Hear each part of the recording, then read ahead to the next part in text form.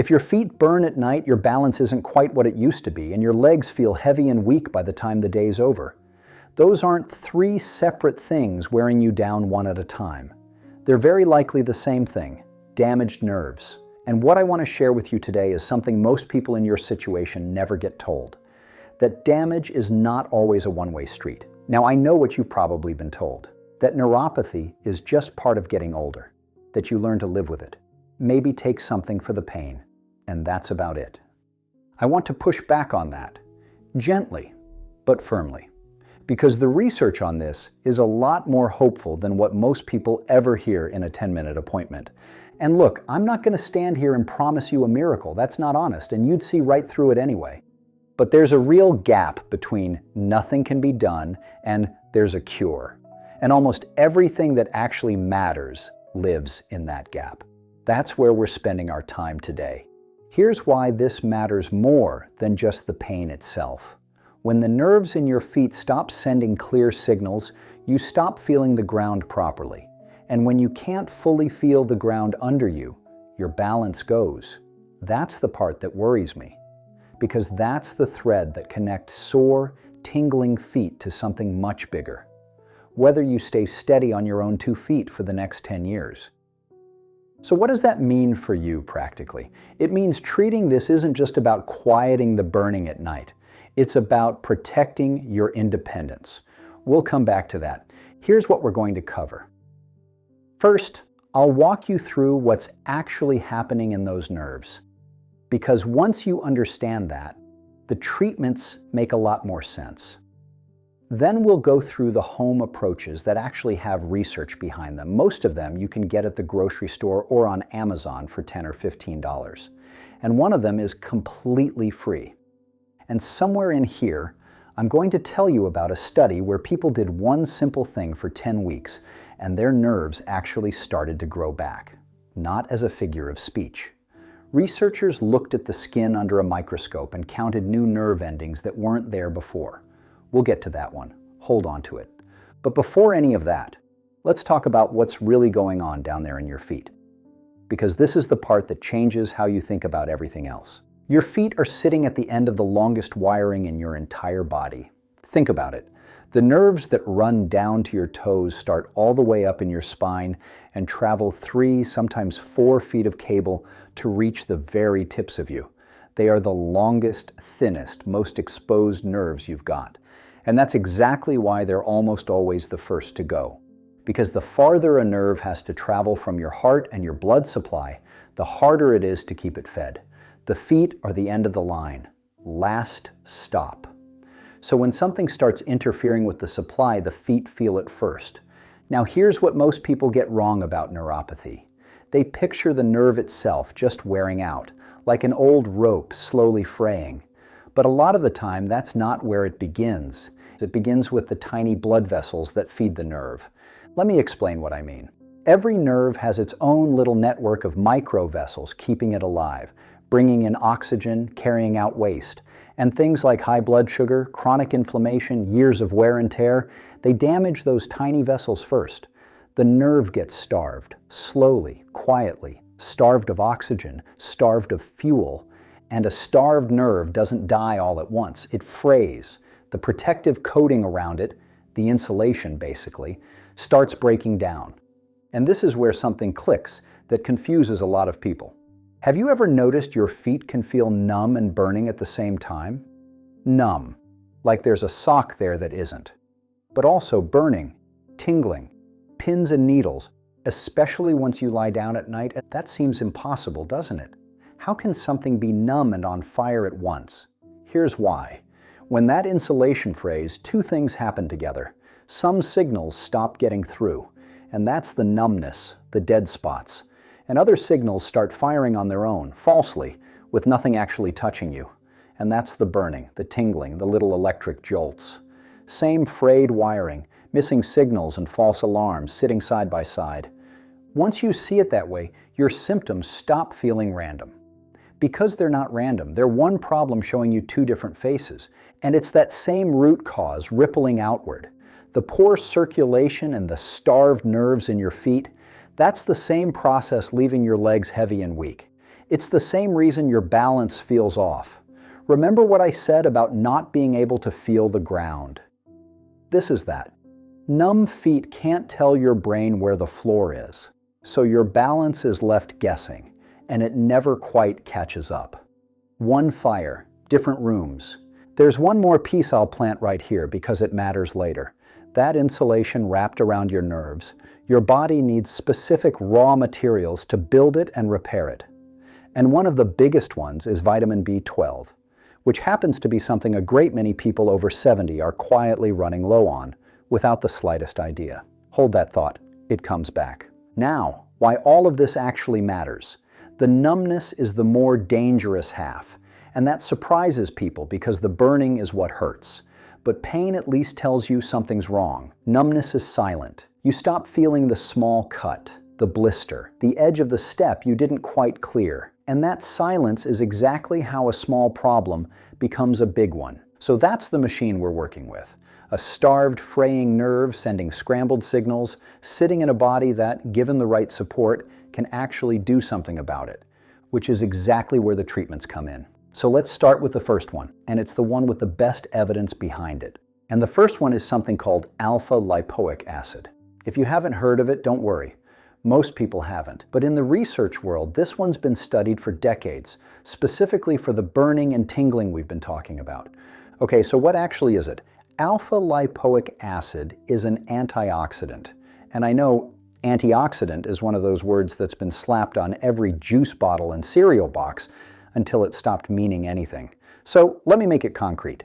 Remember what we said a minute ago, that your foot nerves are being slowly starved and damaged, partly by oxidative stress. That's the rust. That's the corrosion building up on the wiring. Alpha-lipoic acid is one of the few antioxidants that actually gets down into the nerve tissue and goes after exactly that kind of damage. So this isn't random.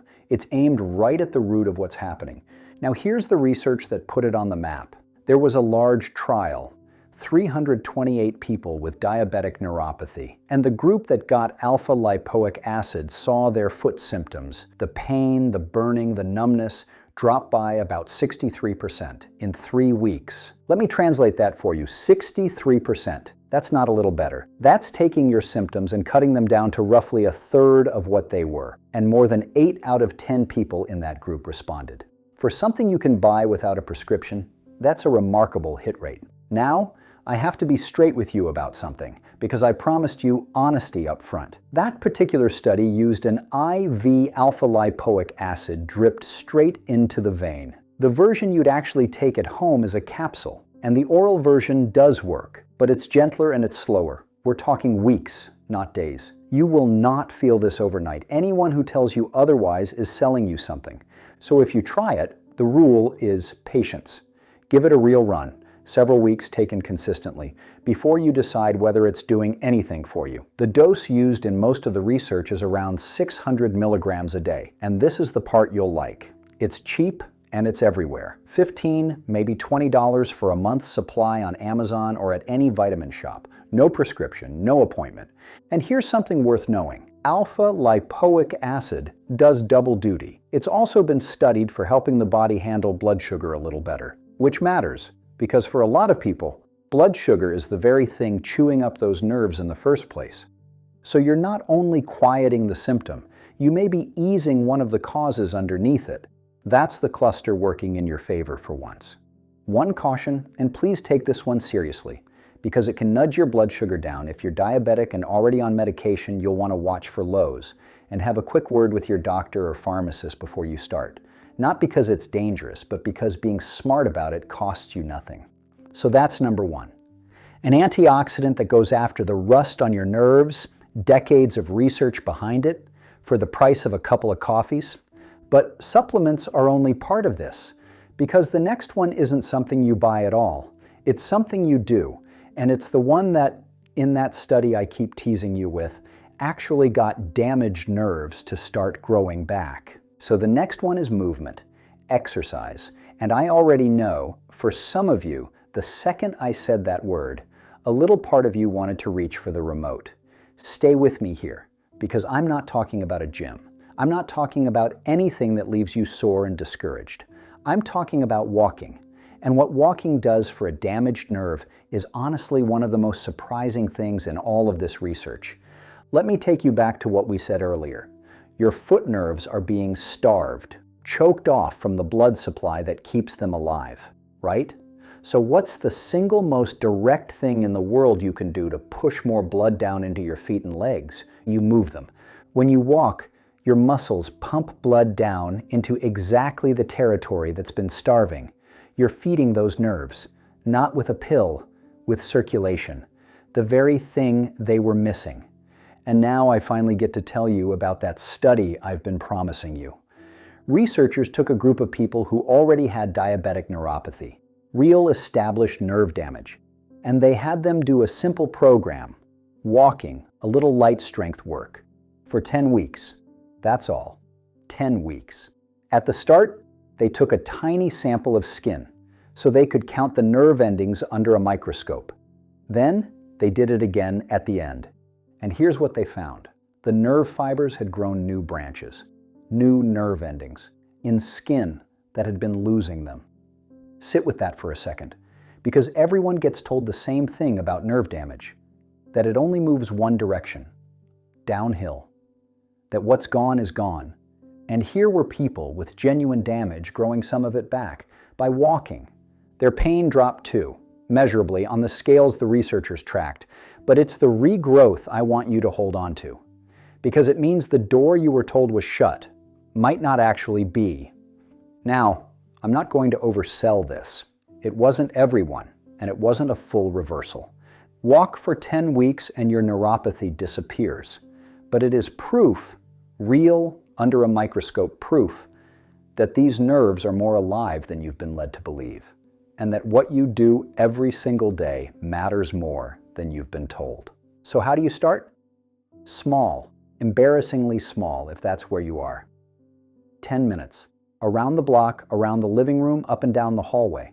At first, the goal isn't fitness, it's just consistency. On most days, gently, slowly building. And one safety thing, because it ties back to something we covered. Remember how the numbness is the silent, dangerous half? If you can't fully feel your feet, you check them every day. Good shoes, never barefoot on rough ground, and a quick look at the soles before bed, so you catch a blister before it turns into something serious, not after. But here's what I really want you to understand about why this one matters so much.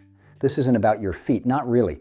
5 years from now, 10 years from now, what's actually on the line here is whether you stay steady on your own 2 feet.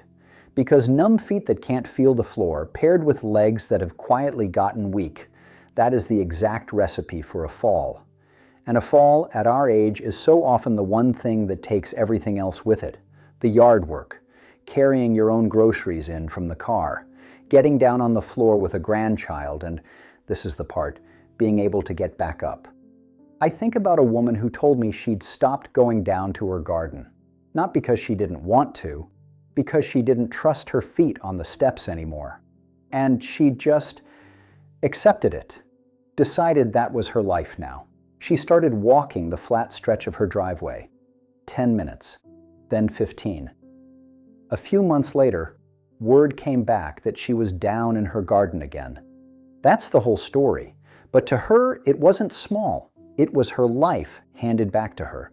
That's what's actually at stake here. Not stiffness, not a number on a pain scale. Your independence, the ordinary things that make your days feel like they belong to you. So with all of that sitting in your mind, let's talk about what you can do for the pain itself right now, while the slower work of healing goes on underneath. So for the pain itself, the burning, the stinging, the stuff that flares up at night and robs you of sleep, there's something you can rub right onto it, and it comes from an unlikely place. Chili peppers. It's called capsaicin. It's the compound that makes a pepper hot, and you can buy it as a cream over the counter for about $10. So how does rubbing pepper extract on your feet possibly help? Stay with me because it's clever. Remember those frayed nerves firing false alarms. The burning that's coming from nothing at all? Capsaicin works directly on those overactive pain nerves. Used consistently, it wears down their ability to keep screaming. The false alarm gets quieter, so this one's different from the others. Alpha lipoic acid goes after the rust. Walking feeds the nerve. Capsaicin just turns down the volume on the pain while everything else does its slower work. Honesty time again, because I owe you that. The research on capsaicin cream is genuinely mixed. There's a solid older trial, a couple hundred people, where it clearly beat the placebo. And there's newer research where it barely did better than nothing. So I'm not going to promise you the world here. But here's why I still bring it up. It's $10, it's safe. And for some people, it works really well. At that price, with that safety, it's a perfectly reasonable thing to try for a few weeks to find out if you're one of the people it helps. Two things to know going in. One, it only works if you're consistent. A few times a day, for a few weeks. This isn't a one and done. Two, and this catches people off guard. There's a warm, stingy feeling when you first start using it. That's normal. That's it working. It settles down after a few days. And same rule as before. Never on broken skin, and wash your hands well afterward, because that stuff anywhere near your eyes is a very bad afternoon. Now, remember that thread I asked you to hold on to all the way back near the start, the vitamin B12? This is where it pays off. Your body uses B12 as a raw material to build and repair the insulation around your nerves. The exact insulation we talked about fraying. And a huge number of older adults are quietly running low on it. By some counts, as many as 1 in 4 people over 80. 1 in 4. And when you're low, the odds of having nerve damage climb sharply. We're not talking a small bump. In one analysis, being deficient raised the odds of peripheral neuropathy nearly tenfold. But what makes this one special is the rest of it. A B12 shortage doesn't only hit your feet. It's that same fire we keep circling back to. Different rooms.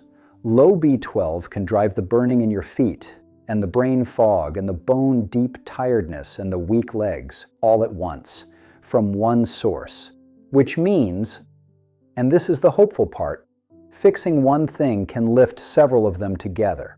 But this matters. You only get that benefit if you're actually low. Pouring B12 into a body that already has plenty does nothing for you.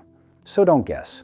Ask your doctor for a simple blood test. It's cheap, it's routine, and if it comes back low, you've just found a real, fixable piece of the puzzle for about $10 a bottle. So step back with me for a second and look at the whole thing, because now it all connects.